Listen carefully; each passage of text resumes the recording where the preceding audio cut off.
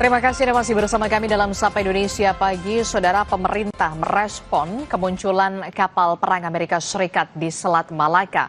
Menteri Luar Negeri RI Sugiono bilang, lewatnya kapal Amerika Serikat itu merupakan hal yang biasa. Mengenai kemunculan kapal perang Amerika Serikat di Selat Malaka, Menteri Luar Negeri RI Sugiono bilang, hal tersebut adalah patroli biasa oleh militer Amerika Serikat dalam tataran Freedom of Navigation Patrol atau FONOPS. Patroli ini melibatkan kapal perang atau pesawat militer yang melintasi perairan yang disengketakan untuk memastikan akses terbuka bagi perdagangan dan pergerakan militer global, seringkali di Laut Cina Selatan. Kapal perang Amerika Serikat ada di Selat Malaka dan banyak mengkhawatirkan adanya eskalasi juga banyak. Ini gimana? Saya kira mereka biasa ya patroli di kawasan. Ada yang namanya Freedom of Navigation Patrol kan. Itu bukan baru kok, bukan sesuatu yang baru. Kalau yang Pentagon baru rilis 20 jam lalu, mereka ada di Selat India ambil kapal tanker yang gonta-ganti bendera, itu katanya ada kepentingan Iran juga. Nah nanti kalau misalkan itu ada di wilayah-wilayah laut kita tuh komunikasi gimana dengan Pentagon sejauh ini? Kalau masalahnya itu belum pernah terjadi, jadi kita nggak tahu. Ketua Komisi 1 DPR fraksi PDI Perjuangan Utut Adianto bilang aktivitas kapal Amerika Serikat yang melintasi Selat Malaka tidak perlu dikhawatirkan karena bukan dalam konteks berperang dengan Indonesia.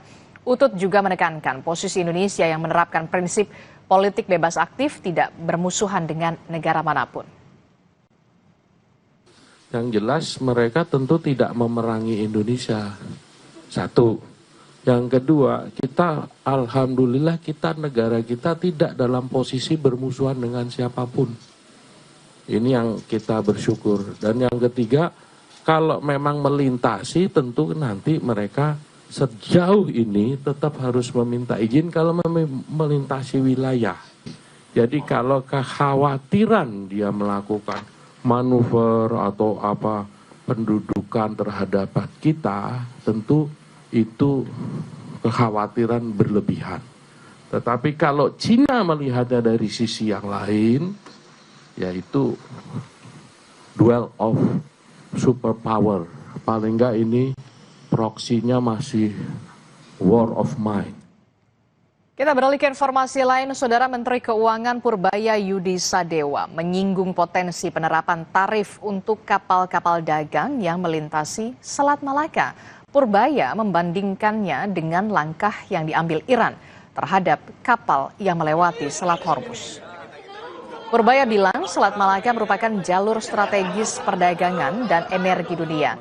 Menurutnya, Indonesia bisa saja mematok tarif untuk kapal yang melewati Selat Malaka dan berbagi porsi tarif dengan Singapura dan juga Malaysia.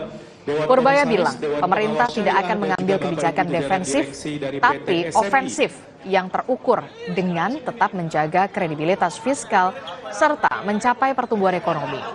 Meski begitu, Purbaya mengakui hal itu bakal sulit diwujudkan. Berfoto bersama.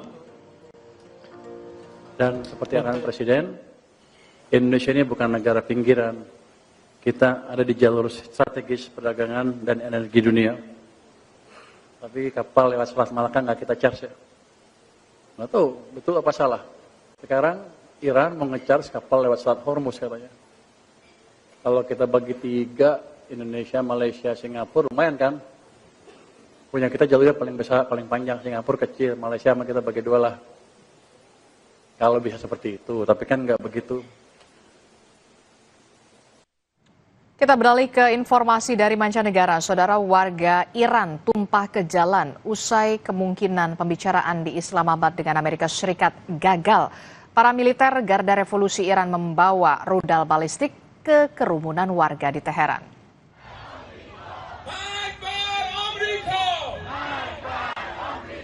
Rekaman yang disiarkan televisi pemerintah Iran menunjukkan orang-orang membawa senapan serbu bergaya Kalashnikov dan rudal yang menyerupai rudal balistik Qadar dengan peluncuran seluler di ibu kota Iran, Teheran.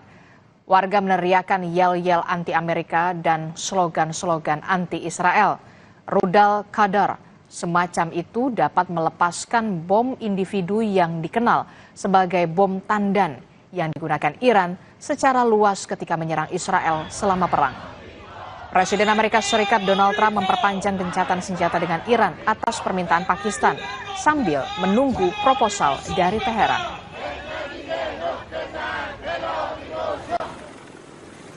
Militer Amerika Serikat menahan kapal tanker MT Tiffany di perairan Samudra Hindia. Pihak Amerika Serikat berdalih kapal tersebut beroperasi di bawah sanksi internasional dan dikategorikan sebagai kapal tanpa kewarganegaraan.